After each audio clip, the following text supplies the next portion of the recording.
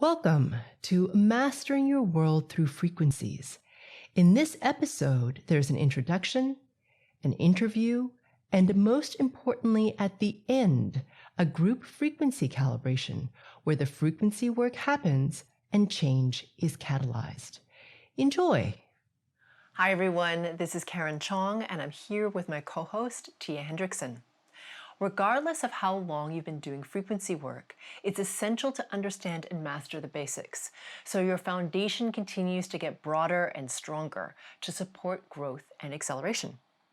Particularly for those who have been doing this for a while, nuances in the basics can be an aha moment that catalyze unexpected momentum. So today I'm answering some questions that I receive frequently to provide more clarity and nuance to these fundamental concepts. And after the discussion, we get to the most important part of this episode. The group frequency calibration at the end is where the frequency work happens and where change actually occurs.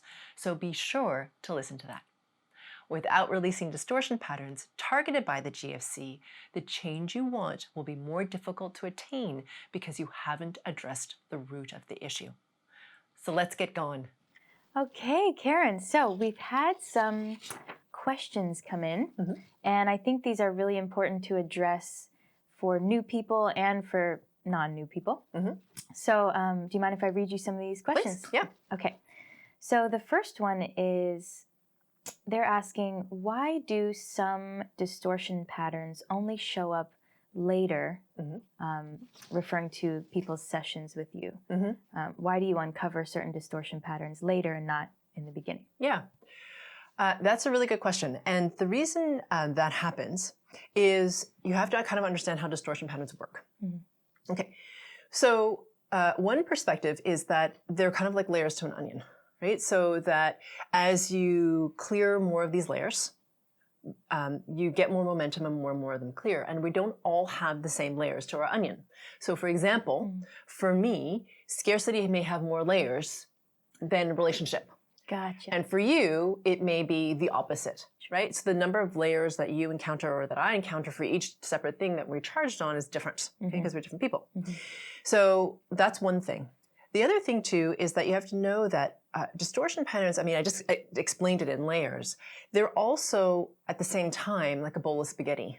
Okay, so if you pull on one distortion pattern, like, you know, if you pull on a thing of spaghetti and you twist it up and you pull it, sometimes other noodles catch on. Yes. Right? So you're pulling not just one distortion pattern, you're pulling others. So that also happens where you think you're pulling this one thing and then it cascades into threads of other things that are distortion patterns that have a dynamic or that cascade off of that one thing that you're pulling. So that also happens. So in terms of why distortion patterns show up in the order that they do, well, first of all, I'm not dictating that. Your higher self is. Also, it really depends on how high your resonance is and how much you've cleared.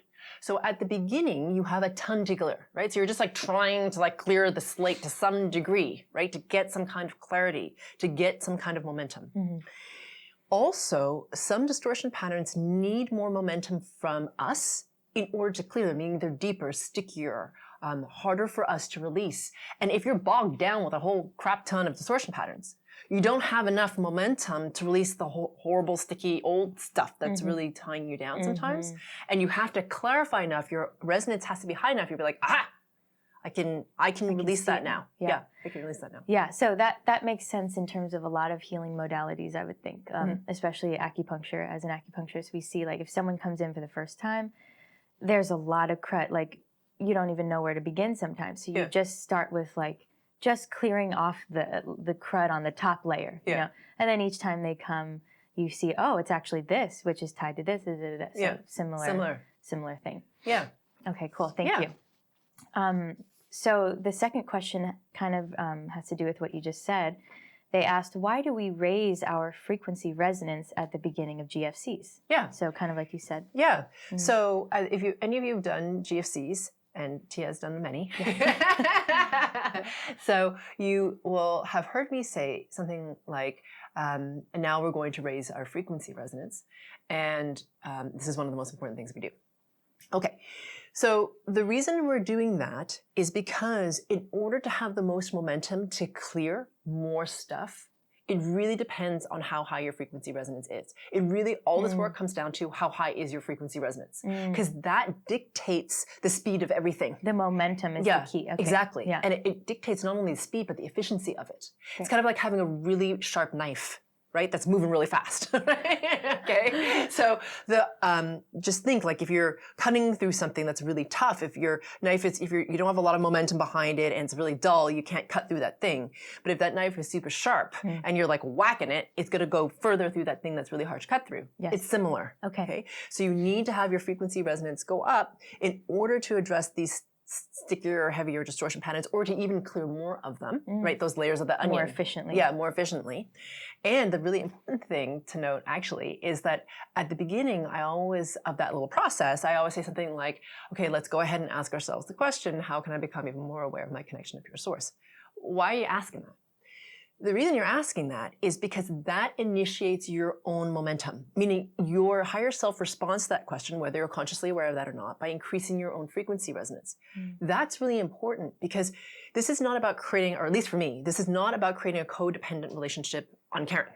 This is about self-empowerment. You need to initiate your own frequency resonance rise. Right? So even if you're like, you've listened to them before and you're like, why am I asking this question? I've asked it like 5 million times. I don't understand the point of it. The reason you're doing that is to be like, yes, I have the ability to do this myself. Okay. How can I become even more aware? Yeah. Yes. That's the free will aspect. Exactly. Okay. The free will, the active part of it, the part that's like the empowered part. This is not about you guys being saved by me or being reliant on me.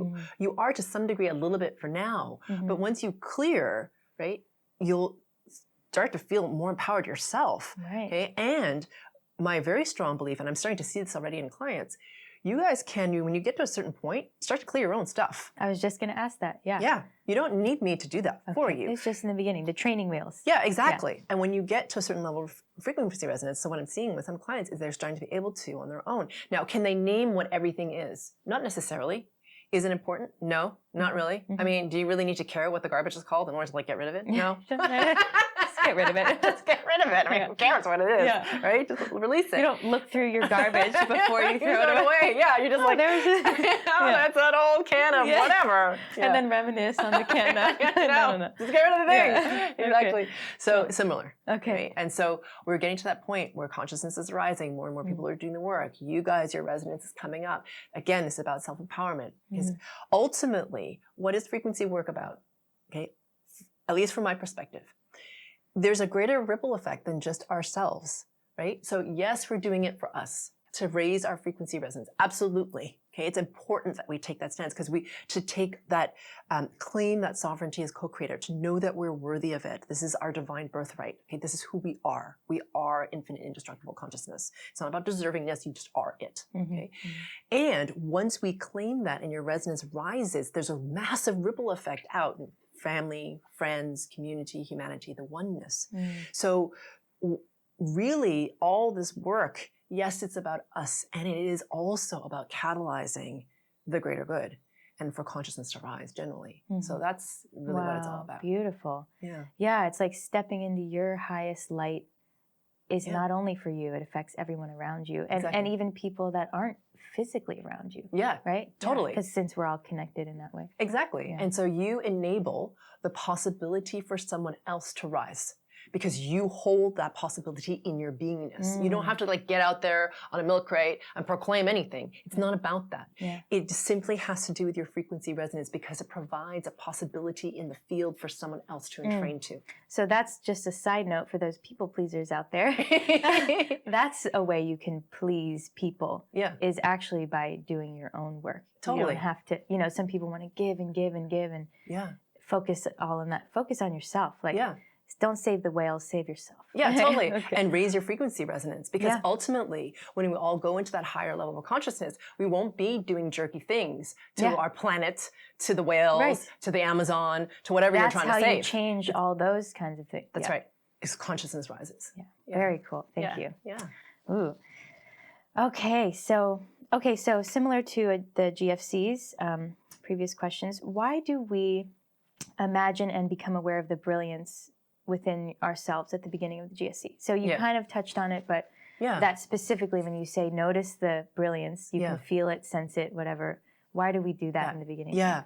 So the reason we're practicing that is because we're cultivating this ability to raise our own resonance and to claim the brilliance that we are within, as opposed to looking for it externally, which is what we're super conditioned to do. Yeah. Like, we're not enough, we're chasing the divine, we're chasing a higher aspect of ourselves, but we ourselves aren't it somehow, we're lacking. Right? But it's not that. You're cultivating what is already within you, and you're refining it and you're clarifying it. And then as a result, the resonance that is you goes up.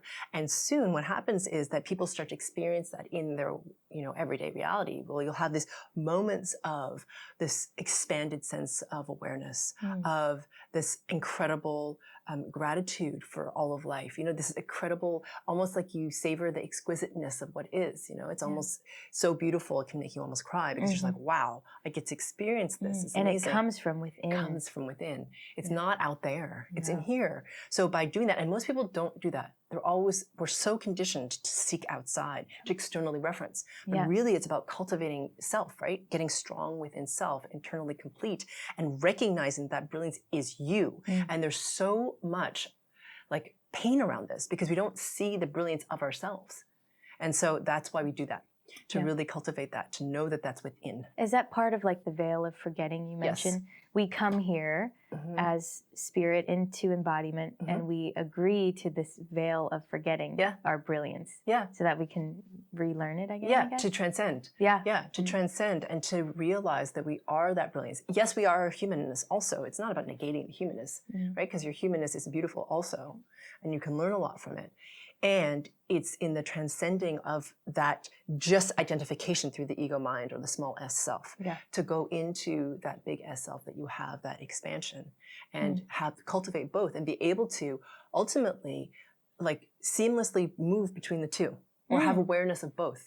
Right? So you're having your human experience of like, whatever. Okay, maybe it's not great. Yeah, traffic or pissed off or whatever. Sure. And then you also have this knowing, like it may not be 100% consciousness, but you're aware. You're like, wow, okay, I'm watching myself have this experience. Yep. Okay, this is a human experience. And I mentioned this before in our interview, but that's the biggest thing that I've taken away from doing the GFCs daily is cultivating that sense of the grander version of who I am within the mundane. Exactly. The magic in the mundane. Yeah, exactly. Because it's both. Exactly. Yeah. And it's really magical when you have that. And that's part of, but people ask me all the time, what does it mean to experience your brilliance? It's that, what you just talked about. Yeah. Right? It's both. Yes. Yeah. That is really important. These are good questions. Okay. So a couple more. Why is the 0 point of space and time so important? You reference that a lot. Yeah. Okay. Yeah, I talk about this a lot. A lot of people want to be able to create manifest, right? I mean, like, who doesn't? It's kind of like a magic superpower. I mean, like, why don't you want to create manifest? It's fun. You're like, poof, can that happen? Yeah, right? Okay. In order to create manifest, in order to access the infiniteness of spirit, in order to be able to have a ton of momentum on spirit level and on the physical, you need to master space and time. Because it is those two coordinates, space and time, upon which the entire physical reality rests. So if you don't understand how to do this, really difficult, okay, to be able to be in the physical reality and feel empowered. So is that like being present? Yeah. So thank you. So what is the 0 point of space and time? What does that mean? So the 0 point of space is the 0 point of the rendering that is you. So some of you from here talked about this before, but I think it was episode 97. I think you talked about this. It's one of your favorite episodes. I think it's like something about one of the wisdom of the ancients or something clarified. You or something explain like why life is in 20 minutes. It's really good. Yeah, exactly. So basically I talk about how the reality is constructed. And so just to recap that, and if you want to further delve into that, go check out that episode 97. Yeah. Then, so what we are these spirit bodies, which are spheres at arm's length around us, and we render, or like a hologram, the physical body at the very center of the sphere. The spirit body renders the physical body. Okay. Yes, thank you. And the physical body renders around the very center point of that sphere. Okay, so that 0 point of that sphere is typically the center point of your physical body, which often for most people is right in the center point of your solar plexus. For some people it's a little higher, some people it's a little lower. It depends kind of on like, yeah, but it's somewhere around there. Yeah. Okay. So that's what I mean by the 0 point of space. So meaning anchored within the body at this particular location. And then the 0 point of time is the present moment in linear time. So as you said, being more present, but being present in the body. Yes. So that's like the confluence of space and time. So being present in the body. So what does that mean? So it sounds very easy, and it is easy, right? Like I'm just going to focus and be present. Yeah, it's totally easy. It doesn't actually take that much effort, but the thing is to remember that and to do it for more than like a hot second. Yeah. Right? Stay there. Yeah, as much as you can.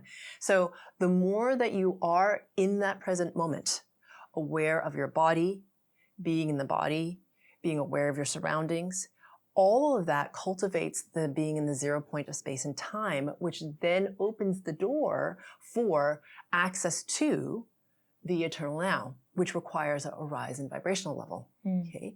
Which is where you can then access the infiniteness of spirit, and also being able to bridge the present moment of linear time and the eternal now allows you to create manifest without time lag, or with much shorter time lag, I should say. So you're talking about doing all of this not only in the GFC, but in your daily life. Yeah, as much as you can. Okay. Yeah. Like standing in line. Yeah, standing in line. You're not doing anything else. Yeah, exactly. So how do you do that? To take off on what you've just mentioned. So how do you do that? It's to cultivate that is to, step one, become aware of a space within your body. Okay, so meaning you could take, for example, the right inner side of your pelvis to the right, the left inner side of your pelvis, for example, and notice the distance between there, or notice the distance between your toes, for example, okay, or an obscure place in your body. So when you bring your attention to those parts of the body in a very granular way, it pulls you back into the body. Why is that important? It's important because your body exists only in the present moment. Your mind will pull you into the future and the past, but your body exists here and now in this present moment in linear time. So it's one of your greatest tools. So doing that is really helpful. The other thing is to a more advanced practice to become aware of your spirit body around you. Okay. And then if you want to do third bonus, like credit points or whatever, extra credit, yeah, it's to become aware of your connection to pure source. So when that happens, you start to become more into the 0 point of space and time. And as you do more GFCs or more frequency work, your frequency resonance rises because you're releasing more distortion patterns. So as a natural consequence, your frequency resonance rises.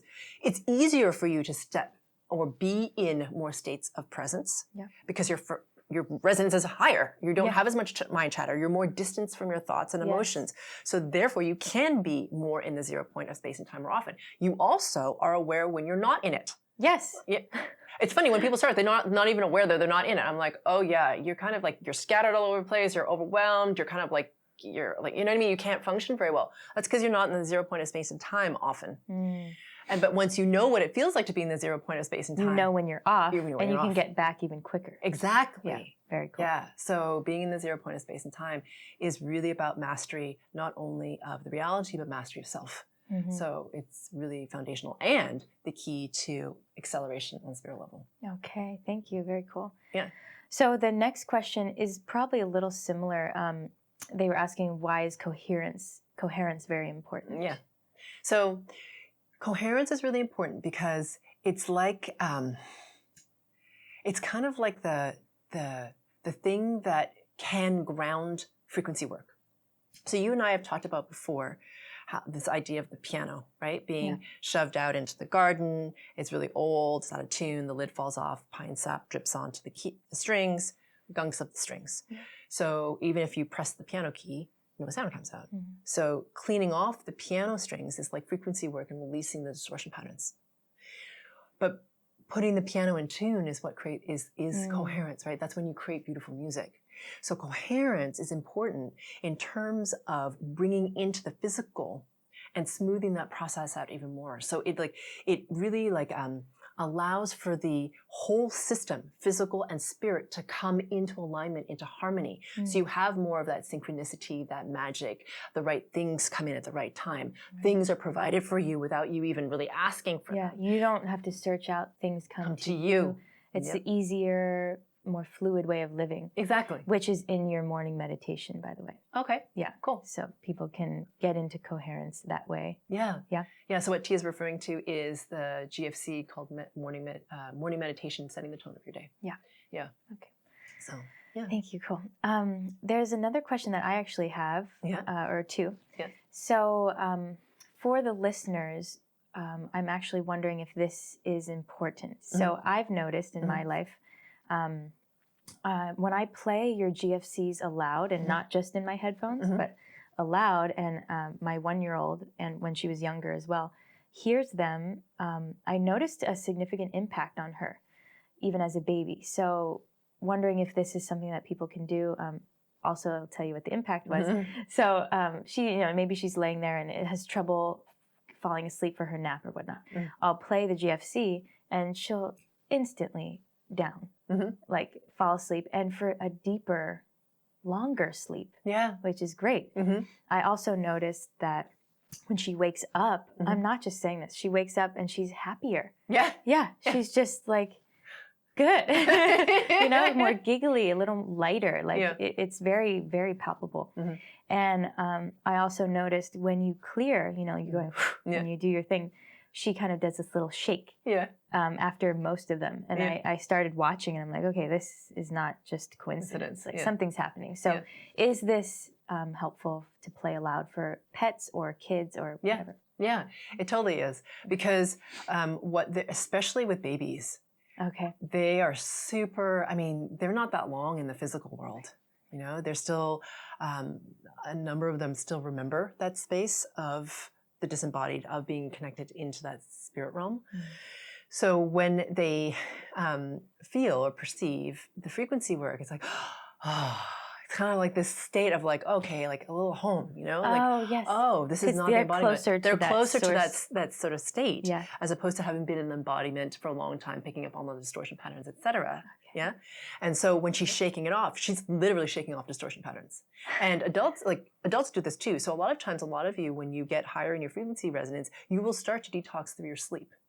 So some of you get really tired and then you try to power through and not sleep. I'm like, sleep, because your body is trying to release out of itself. Yeah. Can I share one thing? Yeah, please. So I listened to the Losing the Fear of Loss GFC. Yeah. And I dreamt that my partner cheated on me with 7 different women. Wow. Most of them my friends. Great. I know, which he would never do. The point is I was like grieving the whole dream. Like I had to let go of these people as my friends, of him as my partner. And, I woke up feeling a lot less attached. So that must be part of it, right? Exactly. You're detoxing through your sleep, which is amazing. Yeah. And for a lot of people, when they listen to the GFCs, because the frequency resonance is high, your higher self will put you into a sleep state so you can more efficiently release distortion patterns. So that's actually great. So if my mom uses it like this too, actually, to fall asleep. It puts her to sleep. Yeah. So that's great. It doesn't mean it's not working. It's actually super efficient.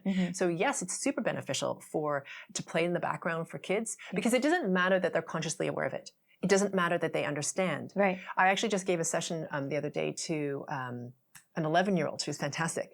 And this super awesome little girl. And she didn't understand all of it. All she knew was that she felt better afterwards. She came out to her mom and was like, Mommy, I feel so much better. And she'd had a multiple head trauma and all this sort of stuff. Oh, wow. But she felt a lot better after. She goes, I don't know what happened, but I feel so much better. So does it matter? Yeah, that's just for the brain to understand. Yeah. It's like, do you need to know how electricity works in order for it to be useful to you? No. Yeah. You just, you can turn on lights. Just use it, right? You're like, this is helpful. Yeah. Exactly. And so for your kids, definitely play it in the background. If you feel like it resonates for them and it resonates with you, then yes, it can be super helpful, because what it does is that clears them. They don't have to take on the same lineage stuff. They don't take on the same distortion because you're playing it for them. They're in training to that higher possibility, so they don't have to take on all that crap and then clear it later, right? So that's really awesome. They're going to have whatever they need to have in order to grow and to learn and receive whatever they need to in order to have that learning. And they don't have to clear as much as they grow. You know what I mean? Yeah. They don't have to clear as much as they grow up. And it's really cool because I have a friend, whose kids have been listening to frequency work for as long as she has, which has got to be at least 5 years now. And are they like bumping into things and learning and growing? Of course, they're like teenagers. Yeah, I mean, they it's need sort of to. inevitable, right? Yeah. And part of the growth.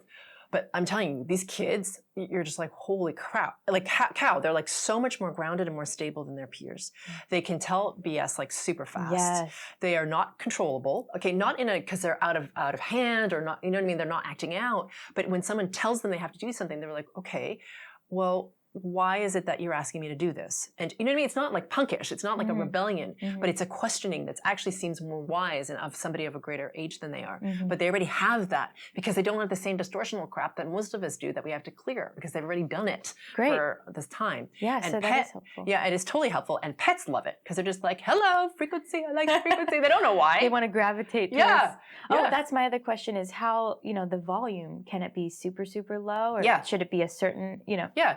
Just barely audible is fine. Okay. Yeah, it doesn't even have to be that loud. Just keep playing it on the background. Yeah, some people like loop it, and that totally perfect. works. Love it. Thank you. Cool. You're welcome. So last question here. I know we're going a little long probably, but and this is a big question. So you know, just to the gist of it, for people that are very religious or spiritual or however you want to call it, you know, a lot of them might have questions about does frequency work, you know, combat. Yeah, butt up against. Yeah. So how does frequency work relate to spiritual beliefs, religious beliefs? Yeah. So frequency work is non-religious. So meaning it doesn't have a framework under which it sits, right? So a lot of religions or spiritual teachings have like a structure under and belief systems. Yeah. Okay. So this is beyond that. This has simply to do with releasing your distortion patterns and raising your frequency resonance. As a result, you will clarify and your connection to the all that is, the divine God, whatever you want to call it, pure source, gets stronger because you start to rise in frequency resonance. This is not the only way, obviously, but this is one of the ways that it can clarify your own beliefs and you'll have it from a different perspective. And, you know, all of the great teachers, whoever they were people who had a mystical experience of the divine. And then they turned around and shared it with others and said, you can do this too. Yeah. Right? That's essentially what many of the great teachers did. Yeah. So you're doing something similar. You are clarifying, and how they were able to do that, by the way, is to have that mystical experience with the divine is because their frequency resonance was high. That's how they were able to access God, right? Or have that kind of connection or that kind of knowingness or understanding, etc. We are at the point where consciousness is rising enough and that we have work like this accessible to us, that your relationship to the divine pure source oneness is your unique relationship. And you are defining that, which is really awesome. And so there are all these flavors of that. And there's no one that's right or more right than others. It's simply your relationship to the divine. And it clarifies, and it starts to go beyond the rubric of what someone tells you your understanding should be. You start to cultivate that relationship directly even more for yourself, which is really beautiful. So I would say that frequency work doesn't butt up against religion. It cultivates that which religion espouses, really. And so that you can come to your own sort of higher level perspective on what it is that you feel about life, yourself, the divine, all that. Yeah. So it's kind of like you said about electricity, like it just exists whether you believe it or not. Like you're going to turn the light on and there it is. So yeah, it's like we're all energy.